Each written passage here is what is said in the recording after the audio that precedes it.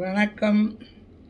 இன்றைய நிகழ்ச்சியில் ஒரு அட்வைஸ் பண்ணுறதா தான் நான் நினைக்கிறேன். அட்வைஸ் பண்ணுறேன். அது அவள் அதை எடுத்துக்காதது அவள் இஷ்டம். ஏன் அப்படின்னா, பேப்பரில் படிக்கிற ஒரு துயரமான சம்பவங்கள் படிக்க முடியுமா போயிடுது. அதில் எனக்கும் கொஞ்சம் மனசு கஷ்டமாக இருந்தது. அடாடா அப்படின்னு. அதுக்காக விஜய்க்கு ஒரு அட்வைஸ் என்ன அப்படின்னா, விஜயோடைய அம்மா அப்பா எல்லாருமே எனக்கு பழக்கமானவ. விஜயோடைய அம்மா ஷோபா வந்து முக்தாவுடைய என் பொண்ணு முக்தாவுடைய கிளாஸ்மேட்டு. அதே மாதிரி அவள் தங்கை வந்து மாயாவோட கிளாஸ்மேட்டு. அவள் அப்பா நீலகண்டன்கிறவர் எங்கள் ஹஸ்பண்டோடைய ஃப்ரெண்ட். ஏன்னா அவரும் சினிமா லைனில் தான் இருந்தார். அதனால அதே மாதிரி சந்திரசேகரும் இவருக்கு ரொம்ப ஃப்ரெண்டு. கல்யாணம் கார்த்திக்கு எல்லாத்துக்குமே வந்து கூப்பிடுவா செய்வாள். நாங்களும் போயிருக்கோம். எனக்கு ரொம்ப க்ளோஸ் பழக்கம் இல்லை, பட் எங்கள் ஹஸ்பண்டுக்கு ரொம்ப நல்ல பழக்கம். அதை வச்சுட்டு நான் வந்து ஒரு அட்வைஸ் ஒன்று பண்ணலாம்னு நினைக்கிறேன். அது விஜய்க்கு என்ன அப்படின்னா, சந்திரசேகர் வந்து சினிமாவில் ரொம்ப நல்ல பேர் வாங்கிட்டு நல்ல இதுவாக இருந்திருக்கார். அவர் வந்து ரொம்ப அனுபவசாலி. சினிமாவும் சரி அரசியலும் சரி. ஏன்னா அரசியலில் இருக்கிற அத்தனை பேரோடையும் அவருக்கு பழக்கம். கலைஞர்லேருந்து இப்போ இருக்கிற அன்புமணிலேருந்து எல்லாரையும் அவருக்கு தெரியும் பழக்கம். அந்த விதத்தில் விஜயை வந்து நீ சினிமா இருக்கச்ச பாப்புலராக இருக்கச்ச நீ அரசியலுக்கு வான்னு கூப்பிட்டதாகவும், அப்போ அதனால் வந்து ஒரு மனக்கசப்பு ஏற்பட்டு 2 பேரும் பிரிஞ்சதாக கேள்வி. அது உண்மையாக என்னங்கிறது நமக்கு தெரியாது, வதந்தியா என்னன்னு தெரியல. ஆனால் அப்படி இருந்திருந்தால் இப்போ அவருக்கு ஒரு அட்வைஸ் என்னென்னா, சந்திரசேகர் தான் உங்கள் அப்பா தான் உன்னை முன்னுக்கு கொண்டு வந்தார்.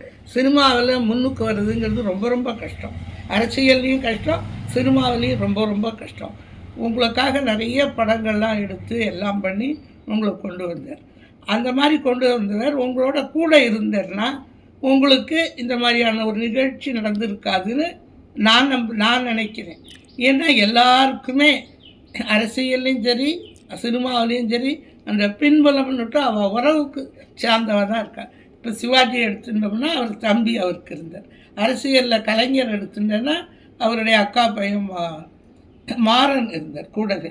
அவள் வந்து உறவுங்கிறதுனாலையும் ரத்த சம்பந்தம் இருக்கிறதுனாலையும் இவாளை வந்து இவாளுடைய பலகீனம் ரெண்டும் தெரிஞ்சு அந்த பலகீனத்துலேருந்து அவளை இது பண்ணி பலத்தை ஜாஸ்தி பண்ணக்கூடியவா. அதில் அப்பாங்கிறவா வந்து ரொம்ப உயர்வானவர். அதனால் அந்த மாதிரி இருக்கிற ஒரு நல்ல வழி நடத்துவேன். அது நிச்சயம், அது தப்பில்லை. இது அதனால் நீங்கள் வந்து உங்கள் அப்பாவோட சேர்ந்து இந்த அரசியலில் இருக்கிறதோ சினிமாவில் இருக்கிறதோ அவரை பேச்சை கேட்டுன்னு பண்ணியிருக்கலாம் அப்படிங்கிறது என்னுடைய அபிப்பிராயம். இப்போ எங்கள் ஹஸ்பண்டு கூட அவர் அண்ணா தான் எல்லாம் சொல்வார். அதான் இப்போ அவர் கூட 100 இயர் ஆகுது. அதை கூட ஃபங்க்ஷன் பண்ண போகிறேன்.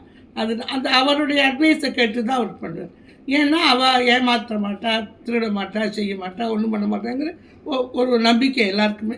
அவள் பிரதர்ஸ்னோ இல்லை சிஸ்டரோ இல்லை அப்பாவோ அம்மாவோ அந்த மாதிரி க்ளோஸாக இருக்கிறவங்களோட இருந்து பண்ணணுங்கிறது தான் ஒரு முக்கியமான இது.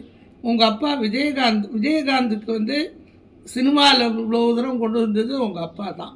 அதே மாதிரி அவரை அரசியலுக்கு கொண்டு வந்தது பண்ருட்டி ராமச்சந்திரன்.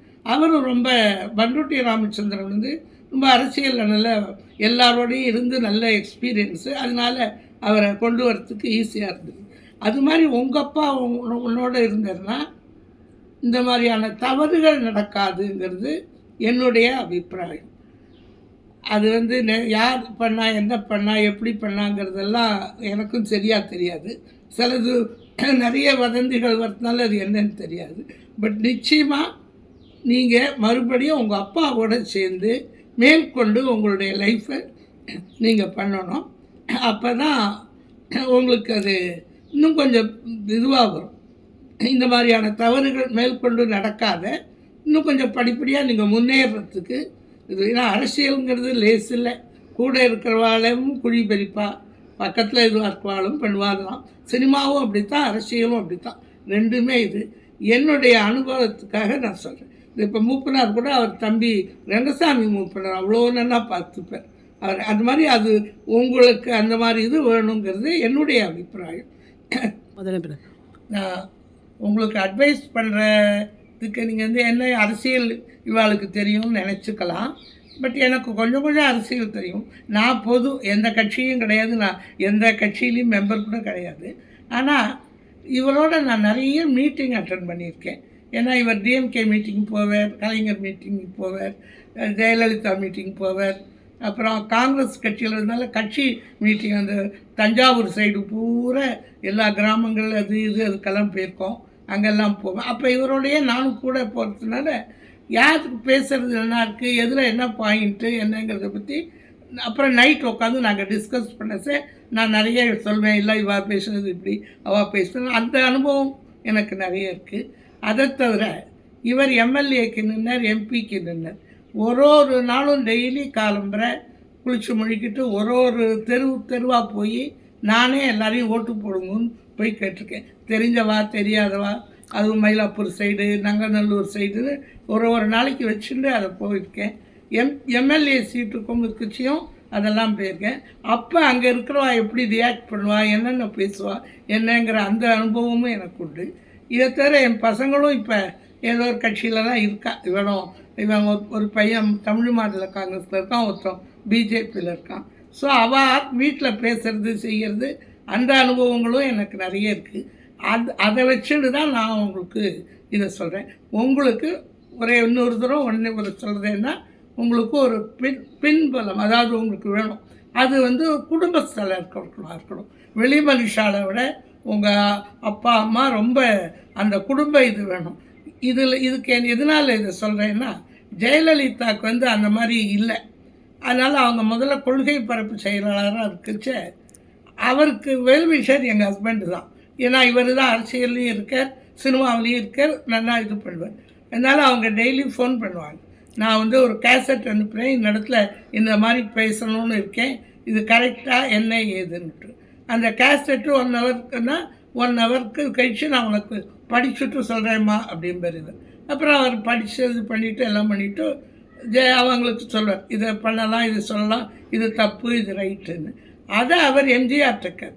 அவரும் வந்து இல்லை சீனு தானே, சீனுன்னு தான் கூப்பிடுவார் எம்ஜிஆர். சீனு சொல்கிறது கரெக்டு, அதே இது பண்ணு, அதையே நீ ஃபாலோ பண்ணுன்னு சொல்லுவார். அந்த மாதிரி இவர் செய்யச்செல்லாம் நானும் கூட இருப்பேன். எனக்கும் அது பிடிக்கும். அதாவது அரசியலில் வரலையே தவிர அரசியலை பற்றி தெரிஞ்சுக்கணுங்கிற ஒரு ஆர்வம் உண்டு எனக்கு. யார் என்ன பண்ணுறா, எப்படி பேசுகிறா, என்ன இப்போ என்ன, அதாவது ஒரு நாட்டு நடப்பு தெரிஞ்சுக்கணும்னு. அதனால எனக்கு அந்த அனுபவத்தை வச்சுட்டு திருப்பி மறுபடியும் அதையே தான் நான் ரிப்பீட் பண்ணுறேன். என்னென்னா, உங்கள் அப்பாவோட சேர்ந்து நீங்கள் மேற்கொண்டு பண்ணுற அரசியலை பண்ணினா உங்களுக்கு சக்ஸஸ் வரும்னு என்னுடைய அபிப்பிராயம். இது நீங்கள் ஃபாலோ பண்ணுறது பண்ணாதது அவாவாளுடைய இஷ்டம். இதுதான் இன்றைக்கு என்னுடைய ஸ்பீச்சு. இதை படிச்சுட்டு எல்லோரும் கமெண்ட் பண்ணுங்க என்ன ஏதுன்னு. நான் அவருக்கு ஒரு பார்ட்டியாக தான் இதை அட்வைஸ் பண்ணுறேன்.